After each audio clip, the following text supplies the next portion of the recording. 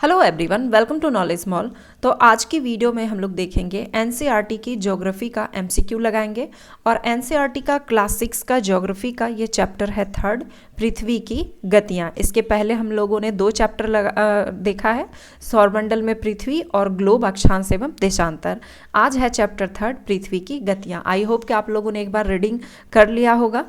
तो और ये जो आप एमसीक्यू लगा रहे हैं एनसीईआरटी का, ये आपको जितने भी कॉम्पिटिटिव एग्ज़ाम हैं यूपीएससी से लेकर ऑल स्टेट पीसीएस के लिए, चाहे वो बीपीएससी हो, सीडीपीओ हो, बीपीएससी टीचर हो या सभी स्टेट पीसीएस, इन सारे एग्ज़ाम के लिए ये आपके लिए काफ़ी हेल्पफुल होने वाला है। तो अगर आप चैनल पर नए हैं तो चैनल को सब्सक्राइब जरूर कर लें, बेल आइकन को प्रेस कर लें ताकि वीडियो की नोटिफिकेशन मिलती रहे।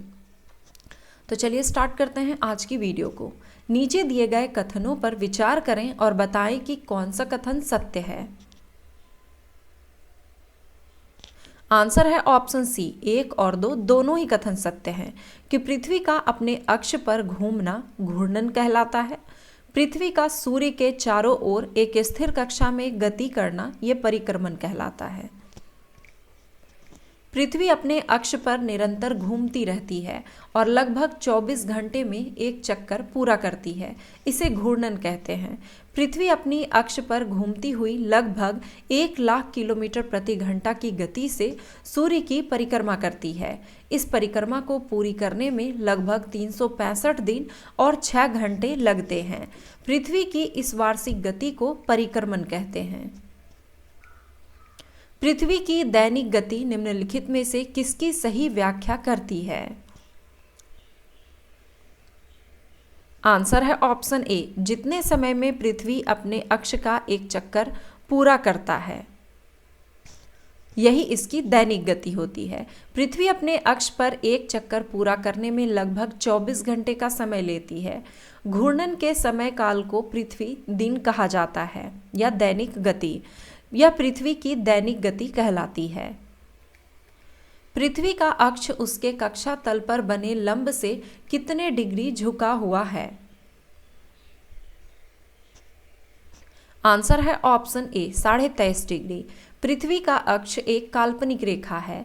पृथ्वी का अक्ष उसके कक्षा तल पर बने लंब से 23.5 डिग्री झुका हुआ है, अर्थात इसके कक्षीय तल से 66.5 डिग्री का कोण बनाती है। वह समतल जो कक्ष के द्वारा बनाया जाता है उसे कक्षीय समतल कहते हैं। प्रदीप्त वृत्त किसे कहते हैं? आंसर है ऑप्शन सी, ग्लोब पर वह वृत्त जो दिन तथा रात को विभाजित करता है।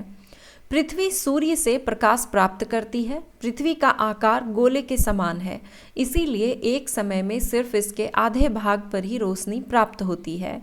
ग्लोब पर वह वृत्त जो दिन तथा रात को विभाजित करता है उसे प्रदीप्त वृत्त कहते हैं। ऋतुओं में परिवर्तन का कारण क्या है? आंसर है ऑप्शन ए, सूर्य के चारों ओर पृथ्वी की गति में परिवर्तन।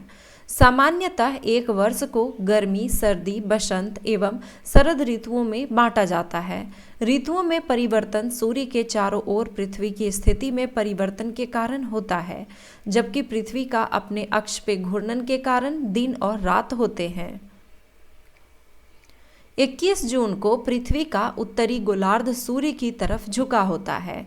सूर्य की किरणें कर्क रेखा पर सीधी पड़ती है। इसके परिणाम स्वरूप ऊष्मा अधिक प्राप्त होती है। इन क्षेत्रों में सबसे लंबा दिन तथा सबसे छोटी रातें होती है। पृथ्वी की इस अवस्था को क्या कहते हैं? आंसर है ऑप्शन ए, उत्तर अयनांत। 21 जून को उत्तरी गोलार्ध सूर्य की तरफ झुका होता है, जिससे सूर्य की किरणें कर्क रेखा पर सीधी पड़ती है। उत्तरी ध्रुव सूर्य की तरफ झुका होता है तथा उत्तरी ध्रुव रेखा के बाद वाले भागों पर लगभग 6 महीनों तक लगातार दिन रहता है। चूँकि उत्तरी गोलार्ध के बहुत बड़े भाग में सूर्य की रोशनी प्राप्त होती है, इसीलिए विषुवत वृत्त के उत्तरी भाग में गर्मी का मौसम होता है एवं दक्षिणी भाग में सर्दी का मौसम होता है। पृथ्वी की इस अवस्था को उत्तर अयनांत कहते हैं। दक्षिण अयनांत के संदर्भ में नीचे दिए गए कथनों पर विचार करें और बताएं कि कौन सा कथन सत्य है। आंसर है ऑप्शन सी, 1 और 2 दोनों सत्य हैं। दक्षिणी ध्रुव सूर्य की ओर झुका होता है और सूर्य की किरणें मकर रेखा पर सीधी पड़ती है। 22 दिसंबर को दक्षिण ध्रुव का सूर्य की ओर झुके होने के कारण मकर रेखा पर सूर्य की किरणें सीधी पड़ती है। चूंकि सूर्य की किरणें मकर रेखा पर लंबवत पड़ती है, इसीलिए दक्षिणी गोलार्ध के बहुत बड़े भाग में प्रकाश प्राप्त होता है। इसीलिए दक्षिणी गोलार्ध के लंबे दिन और छोटी रातों वाली ग्रीष्म ऋतुएं होती है। पृथ्वी की इस अवस्था को दक्षिण अयनांत कहा जाता है। विषुव के संदर्भ में नीचे दिए गए कथनों में से कौन सा सत्य है? आंसर है ऑप्शन डी, उपरोक्त सभी। इस अवस्था में सूर्य की किरणें विषुवत वृत्त पर सीधी पड़ती है। पूरी पृथ्वी पर दिन और रात बराबर होते हैं। कोई भी ध्रुव सूर्य की ओर नहीं झुका होता है। ध्रुव यानी कि दक्षिणी ध्रुव और उत्तरी ध्रुव। ऊपर दिए गए तीनों कथन सही हैं।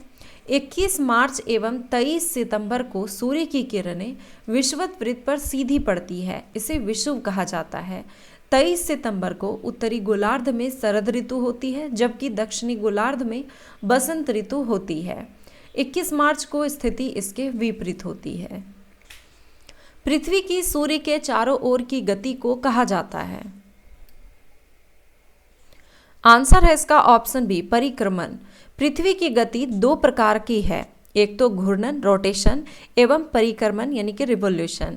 पृथ्वी का अपने अक्ष पर घूमना घूर्णन कहलाता है और सूर्य के चारों ओर एक स्थिर कक्ष में पृथ्वी की गति को परिक्रमण कहते हैं। पृथ्वी एक वर्ष या फिर 365 और 6 घंटे 365 दिन 6 घंटे में सूर्य का एक चक्कर लगाती है।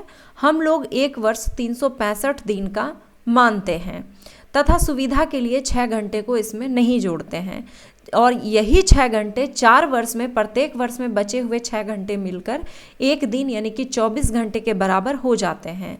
इसके अतिरिक्त दिन को फरवरी के महीने में जोड़ा जाता है, जिसमें कि फरवरी माह जो होता है उस समय 29 दिन का होता है, जैसे कि 2024 में हुआ। सूर्य की सीधी किरणें विषुवत वृत्त पर किस दिन पड़ता है? आंसर है ऑप्शन ए, 21 मार्च को। 21 मार्च एवं 23 सितंबर को सूर्य की किरणें विषुवत वृत्त पर सीधी पड़ती है। इस अवस्था में कोई भी ध्रुव यानी कि दक्षिणी और उत्तरी ध्रुव सूर्य की ओर नहीं झुका होता है, इसीलिए पूरी पृथ्वी पर रात एवं दिन बराबर होते हैं। इसे विषुव कहा जाता है। 23 सितंबर को उत्तरी गोलार्ध में शरद ऋतु होती है, जबकि दक्षिणी गोलार्ध में बसंत ऋतु होती है। 21 मार्च को स्थिति इसके विपरीत हो जाती है, जब उत्तरी गोलार्ध में बसंत ऋतु और दक्षिणी गोलार्ध में शरद ऋतु होती है। इस प्रकार स्पष्ट है कि पृथ्वी के घूर्णन एवं परिक्रमण के कारण दिन और रात तथा ऋतुओं में परिवर्तन होता है।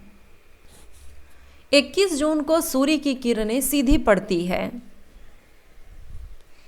आंसर है ऑप्शन सी, कर्क रेखा पर। 21 जून को उत्तरी गोलार्ध सूर्य की तरफ झुका होता है। सूर्य की किरणें कर्क रेखा पर सीधी पड़ती है। इसके परिणाम स्वरूप इन क्षेत्रों में ऊष्मा अधिक प्राप्त होती है। ध्रुवों के पास वाले क्षेत्रों में कम ऊष्मा प्राप्त होती है, क्योंकि वहां सूर्य की किरणें तिरछी पड़ती है। निम्नलिखित में से किस प्राचीन खगोल शास्त्री ने बताया था कि पृथ्वी गोल है और अपने अक्ष पर घूमती है? आंसर है ऑप्शन सी, आर्यभट्ट ने। किस तिथि को दिन और रात बराबर होते हैं? आंसर है ऑप्शन बी, 23 सितंबर को। सामान्यतः 21 मार्च को सूर्य उत्तरी गोलार्ध में प्रवेश करते समय तथा 23 सितंबर को दक्षिणी गोलार्ध में प्रवेश करते समय विषुवत रेखा पर पहुंचता है। इन दो तिथियों को दोनों गोलार्धों में 12-12 घंटे का दिन एवं रात होता है। वर्ष भर दिन और रात कहाँ बराबर होते हैं? आंसर है ऑप्शन सी, भूमध्य रेखा पर। भूमध्य रेखा 5 मुख्य अक्षांशों में से एक है, जो वृहद वृत्त भी है। इसके आसपास के क्षेत्रों में वर्ष भर रात और दिन लगभग 12-12 घंटे के होते हैं, जबकि भूमध्य रेखा से उत्तर तथा दक्षिण की ओर दिन एवं रात की अवधियां मौसम के अनुसार घटती बढ़ती रहती हैं। उत्तरी गोलार्ध में वर्ष का सबसे छोटा दिन होता है। आंसर है ऑप्शन बी 22 दिसंबर का। उत्तरी गोलार्ध में शीत अयनात अर्थात 21 या 22 दिसंबर को वर्ष का सबसे छोटा दिन होता है। इसके विपरीत ग्रीष्म अयनात के समय उत्तरी गोलार्ध में 20 या 21 जून को वर्ष का सबसे लंबा दिन होता है। इसके विपरीत 20 या 21 जून को दक्षिणी गोलार्ध में सबसे छोटा दिन और 21 या 22 दिसंबर को सबसे बड़ा दिन होता है। तो ये था आज का वीडियो क्लास 6 का ज्योग्राफी का चैप्टर 3 पृथ्वी की गतियाँ।